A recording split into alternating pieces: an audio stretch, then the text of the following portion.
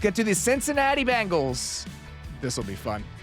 Cincinnati Bengals offseason in 60 seconds. Hired Al Golden as their defensive coordinator from Notre Dame.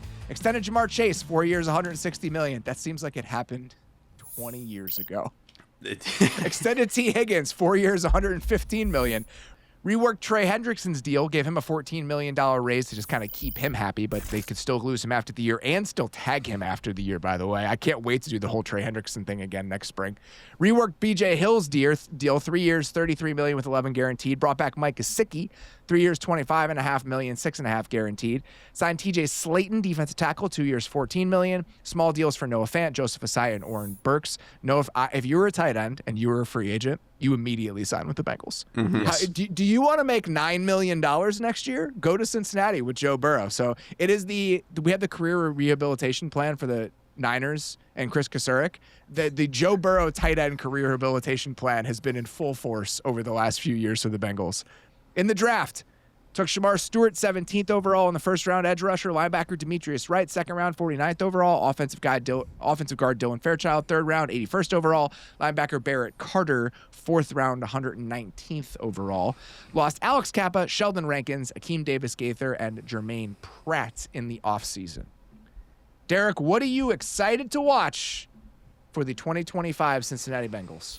I mean, this is another one of those ones where it's so simple it's almost not even worth saying, but it's the fact, I mean, it's Joe Burrow and his two superstars at wide receiver. And like the reason I am framing it with those two particular players, when all three of those guys were on the field together last year, which given T. Higgins' injury history is always a little bit up and down, but when they were all on the field together last year, they had a 54.1% success rate as an offense, not just a passing offense, the offense overall, and a 0.17 EPA per play.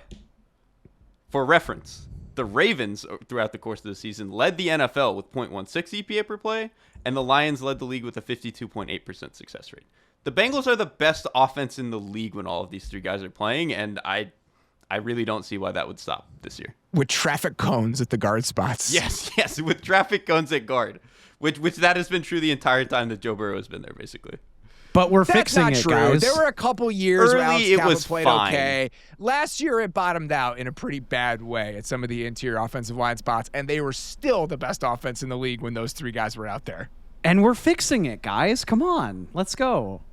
I do. I'll do my Dylan Fairchild propaganda a little bit later, but I do have some faith in the offensive line being a little bit better. Dave, my answer is essentially the same. I mean, it's this offense, those three guys, but also I do think part of it, what I'm excited to watch, is this offense has evolved in subtle but important ways over the last few years. And I do think in some ways it's like reached its final form, like the most dangerous version of what this collection of players can look like. There's a few different ways that that's happened. For example, Jamar Chase last year. A third of his routes came out of the slot last year compared with 23% the previous year. So you're taking, I think when we say best receiver in the league, I think it's a conversation with Jamar Chase and Justin Jefferson. Mm-hmm. I think scariest receiver in the league is still Jamar Chase.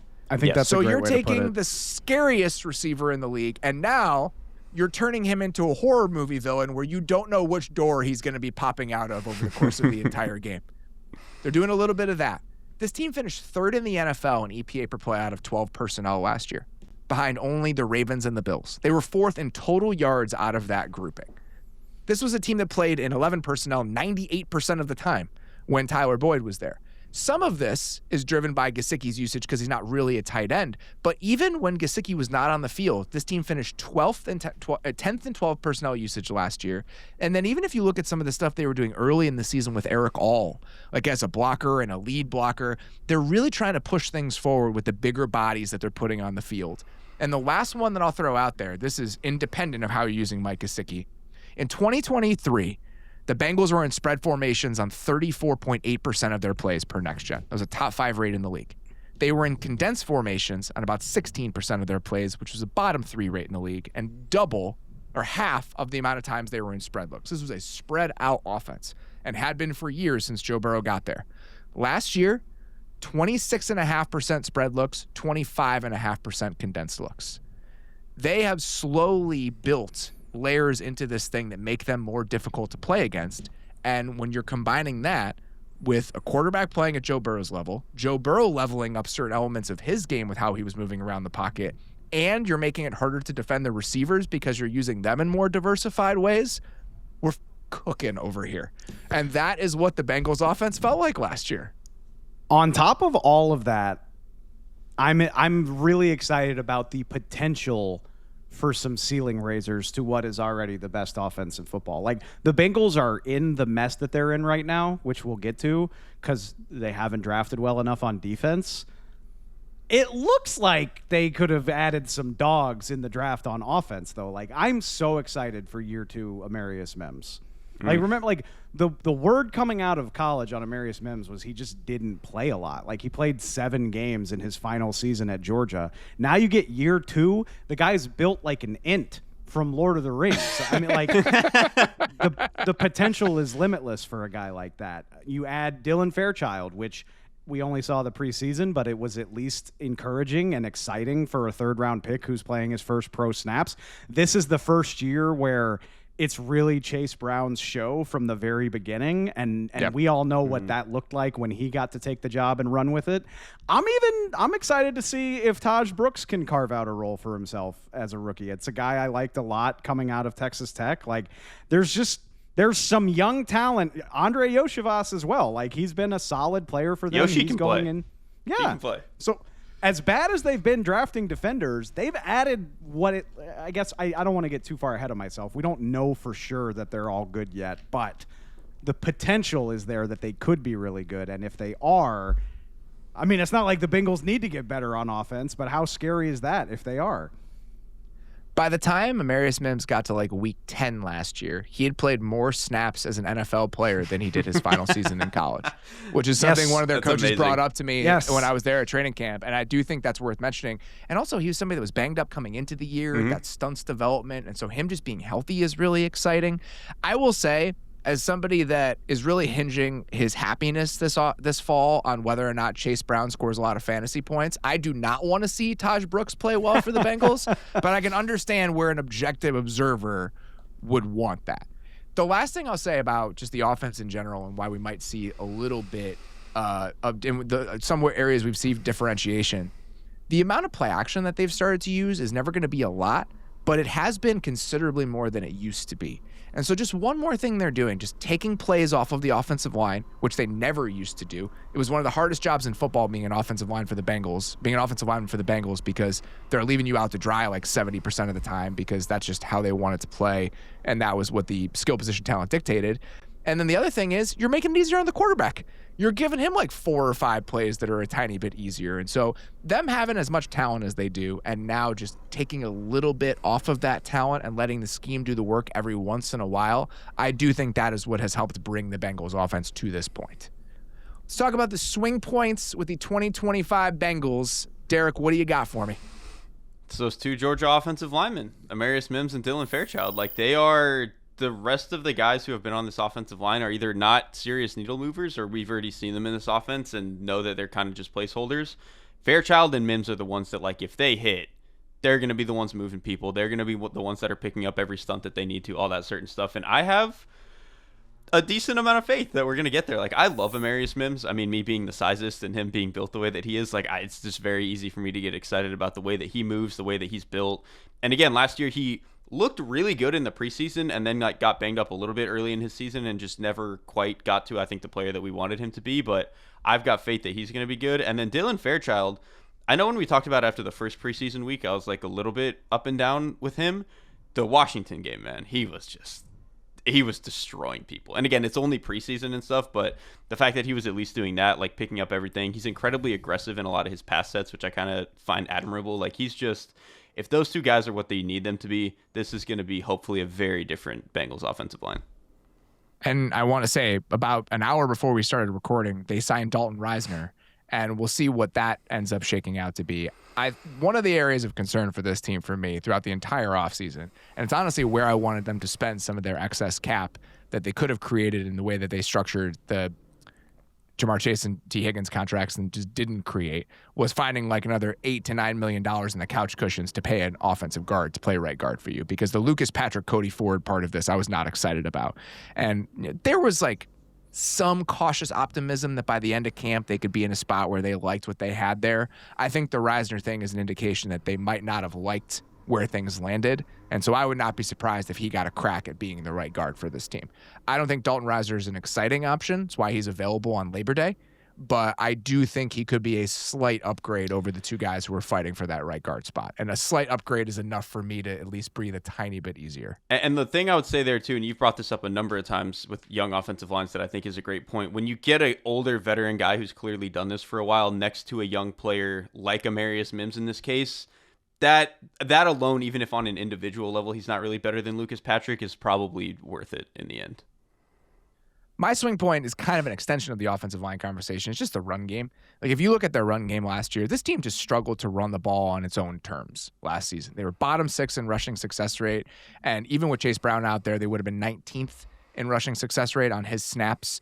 I will say him being the guy from the start does change like the construction of your running game a little bit. You know, when it was Zach Moss, I think that you're leaning toward runs where it's let's just be efficient, right? Like, let's just make sure we're consistent. And that is an interesting wrinkle to the Bengals run game, in that I think they don't want the run game to create negative runs. Mm-hmm. The downside of those, when you have such a strong passing game, I think that creeps in a little bit in how they structure it. So there's a lot of duo. There's a lot of like mid-zone, like runs that are hitting pretty quickly. Let's make sure we're getting something here, so at least we're putting our quarterback in a position where it's 3rd and 6 instead of 3rd and 11. And so they do that pretty consistently, and their actual down and distances on 3rd down are not that bad considering their lack of run game efficiency on early down. So I think that's worth considering. They actually last year finished at a bottom 7 rate of negative runs or runs for 0 yards last year. And I don't think that's an accident. So we'll see, with Chase Brown now being there from the start as this guy who's got a little bit more oomph and having offensive linemen that maybe you can weaponize a little bit more, right? So instead of those runs that are a little bit more modest than what you're trying to get from them, do we see more power? Do we see more counter? Do we see more complementary runs that are designed to hit a little bit because you have a new left guard that you're excited about and because you have a running back that you can get out the gate a little bit? So I do think that there might be a better outcome here along with the improvements to the offensive line personnel that I do think are coming. They've been top 10 in rushing success rate once in the Burrow era, and it was 2022 when they went 12-4.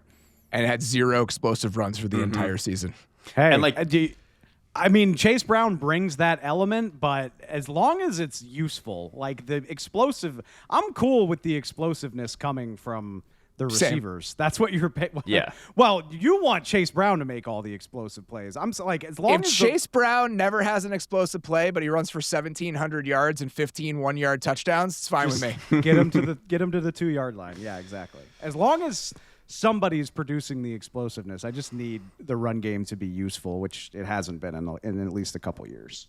I will say, if they want more run game explosives, I would consider getting under center more. But this is something the offense has always struggled with, and I don't know if they're going to get That's another it, element, though, where some of those runs, those like the duos and the mid zones and from the gun, like it just sometimes it's harder to be quite as explosive when you're going to be a gun run team that is not including the quarterback in the run game.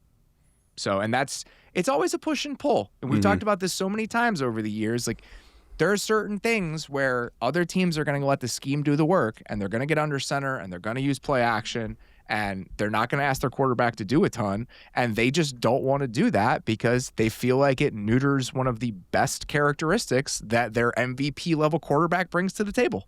And so there's always a compromise and a trade-off no matter what and how you're going to structure the offense. I think they're willing to live with the drawbacks in the run game a little bit if it allows Joe Burrow to be who Joe Burrow is. And I can understand landing in that place. The last thing with the offensive line to mention, new offensive line coach this year. Scott Peters came over from the Patriots. He was only there for a year. He's somebody that very well respected as like a technician and kind of how he teaches things. So we'll see how that might impact the development of some of those young guys.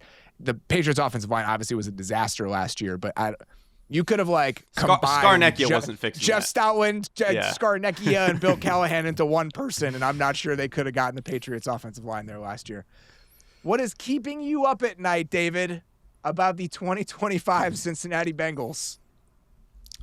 I mean, it's obviously the defense, but the thing that really scares the shit out of me is the Bengals were that bad with Trey Hendrickson being a defensive player of the year caliber guy. Like he he left it all out there, and they were still that awful. And now he did not have a training camp. He's 30 years old. He just had back-to-back 17.5 sack seasons. So I hope he defies the odds. I hope he proves me wrong. But the odds that Trey Hendrickson is as good as he's been seem low to me. Even if he's still good, the odds that he's that good seem low. And he's the only thing that anybody likes about the Cincinnati defense. So is it possible for them to be worse? I don't know. It seems like it's at least on the table. I will say the difference between the Trey Hendrickson dynamic and some of these other holdout dynamics is Trey Hendrickson did not really get paid. He's still in a contract year. That is so fair. you still that got that contract motivator. year urgency that going into the year for motivator. Trey Hendrickson. Just throwing it out there. That's a good point. That also, I don't know if that moves me because I think I'm kind of in the same boat as Dave. Like this, I don't worry about Trey Hendrickson's urgency or work ethic, but being 30 and not having 6 weeks to ramp up doesn't sound great. That part of it does scare me a little bit, right? The fact that he's had like a little bit of a shortened camp, especially granted because of how good his history is, like he'll probably be fine. But it's when the other 10 players are what they are. I've been extremely alarmist about this defense for the entire offseason, and this is the last time we're going to talk about them before things kick off, and I'm not stopping. Like this unit is terrible. They got It's been hammered. pretty brutal in the preseason, Dude, too. it's I don't know so how much bad. that matters. I don't want to overreact to it, but it's been pretty brutal. When Washington's second string offense is obliterating you, like putting you off the field, slamming linebackers into a second linebacker, like I'm sorry, even if it's preseason, I'm going to be pretty alarmist about that. All right, so let's transition to what we're watching over the first month of the season because I think this is like a good next beat in the defense conversation. What I'm watching for the first month of the season is who, if anyone, looks different on this defense. This is what we've been sold, is that Al Golden is going to come in. He did a great job of connecting with young players when he was at Notre Dame. Lou struggled to use and improve the young players. So this is what we're going to tap into. We're going to be a little bit simpler. We're going to play a little bit more man coverage. We're going to be a little bit more aggressive. You are going to see different versions of these young players than you saw over the last couple of years. I don't know if you guys probably haven't seen this, but there's a stand-up that I really like, Chris Fleming, and he's talking about how cocaine is back at SNL, and he goes, all right, well, show me the results then. That's how I feel about the Bengals defense. All right. Doesn't look like it. Yeah, fine. You want to do all this? Show me the results then. I want to see which of these young defenders are better. Does Dax Hill look really good moving to the nickel? He had flashes at corner last year. What does he look like? Are we going to get a different version of DJ Turner in this sort of defense? Does Miles Murphy take a step forward? What do we get from Chris Jenkins in year 2? That was somebody who came up a lot when I was there talking to coaches just about what he has looked like this year. A little bit more pass rush juice, a little bit more confident. Things have slowed down for him. All things that sound great in early August. What do they look like in early September? So I'm open to being wrong about this. I am open to this idea that their plan on defense for how they're going to unlock all this stuff is going to work. But I need to see the results of that if the offense is going to be as good as we think it can be, and the September for this team cannot be a disaster again.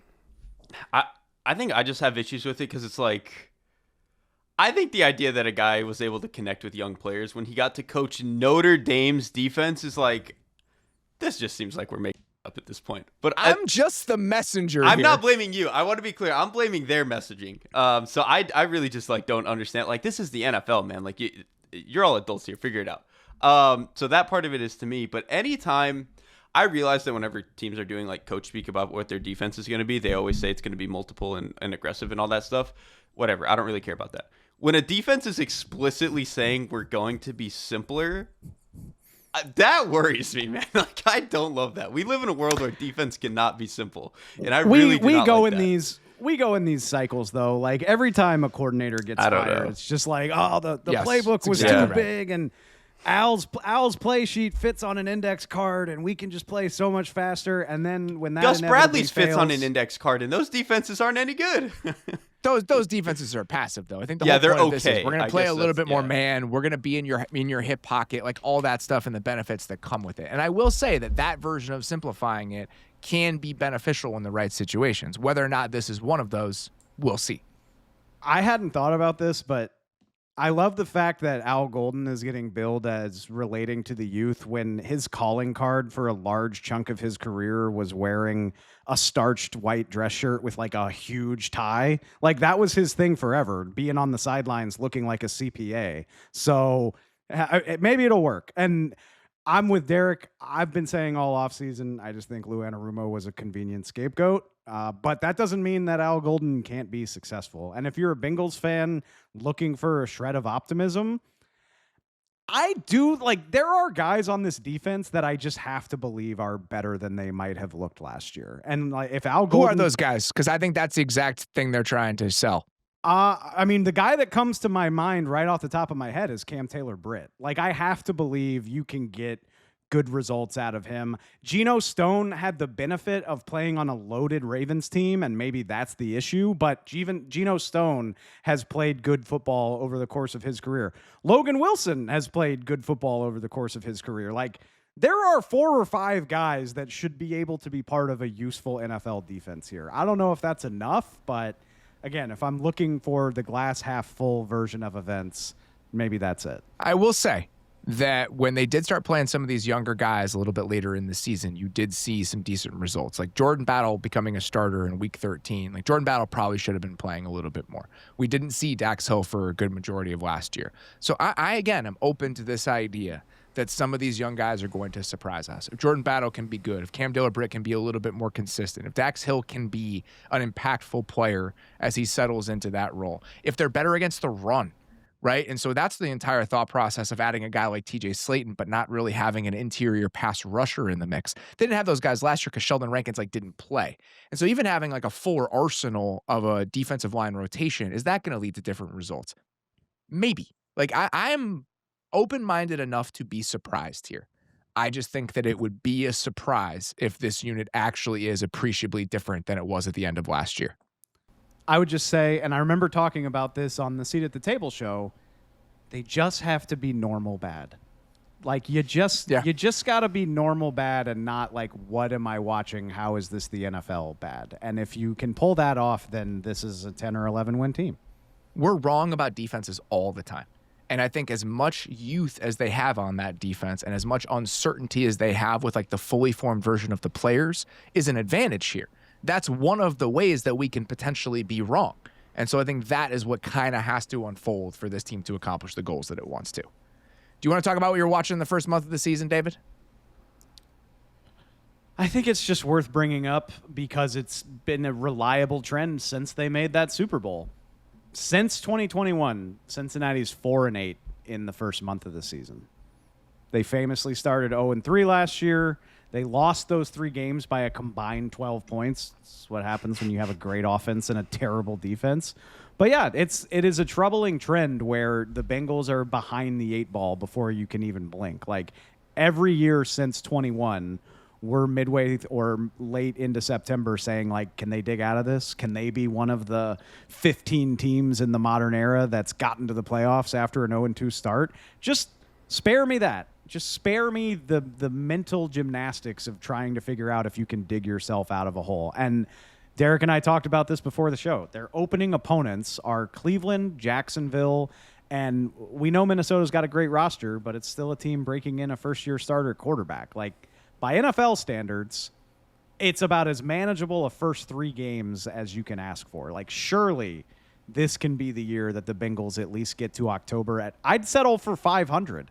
If they're 2-2 when we get to October, that's a vast improvement over where we've been the last couple of years. And I think it matters. I think it would be huge for everybody in that organization not to be answering questions about being in a mathematically just despondent hole 2 weeks, 3 weeks into the season. Or maybe they're doing this on purpose. Maybe they're just bad in September so that they can have for the rest of the season of we're fighting this uphill battle, all that stuff. Clearly they want to change it because they made the starters do stuff in the preseason. Yeah, they true. sent Joe and Jamar out there. So it sure seems like they want to start faster, and I think that would be a great idea. All right. What does success look like for the 2025 Cincinnati Bengals? I think you have to win a playoff game. Your quarterback is Joe Burrow. You have the best receiver in the league, and you can score 35 in a given game. I know they haven't made the playoffs the last 2 years, but like you should probably win a playoff game. That should be the goal every year. That's where I'm at as well. When you have this quarterback in this offense, you should win a playoff game. I just don't think it's any more complicated than that, even with the concerns they have on defense, even with the questions. Yeah. I don't think there's a whole lot to add. Thanks for watching the Athletic Football Show. Subscribe to the channel to keep up with us. Like and comment on this video, and we'll see you next time.